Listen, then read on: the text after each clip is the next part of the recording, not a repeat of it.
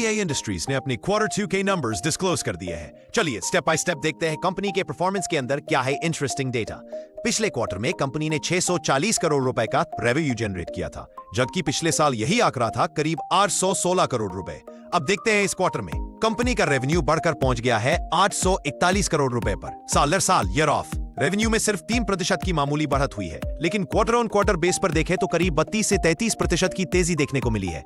अब खर्चों पर नजर डालें। पिछले क्वार्टर में कुल खर्च थे 639 करोड़, पिछले साल 755 करोड़ और इस बार बढ़कर पहुंच गए हैं 817 करोड़ रुपए पर। यानी खर्चे साल दर साल लगभग 8% बढ़े हैं, जबकि रेवेन्यू सिर्फ 3% बढ़ा है। सबसे ज्यादा बढ़ोतरी देखने को मिली है अदर एक्सपेंसेस में, जो पिछले साल 216 करोड़ से बढ़कर 315 करोड़ रुपए हो गए हैं।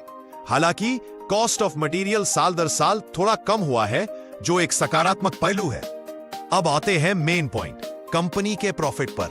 पिछले क्वार्टर में कंपनी ने कमाया था लगभग 5 करोड़ रुपए का प्रॉफिट। पिछले साल यही आंकड़ा था 53 करोड़ रुपए, जबकि इस बार गिरकर रह गया 19 करोड़ रुपए पर।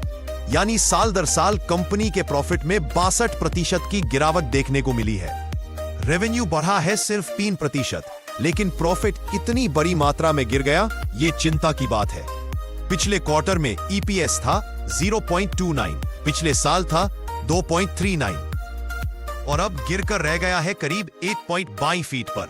कुल मिलाकर देखें तो कंपनी के नंबर्स कमजोर नजर आते हैं। शेयर पिछले एक साल में पहले ही 55% तक गिर चुका है।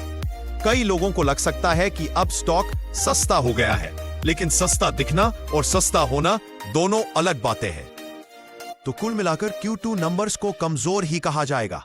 अब देखना होगा कि आने वाले क्वार्टर्स में कंपनी रिकवरी दिखा पाती है या नहीं।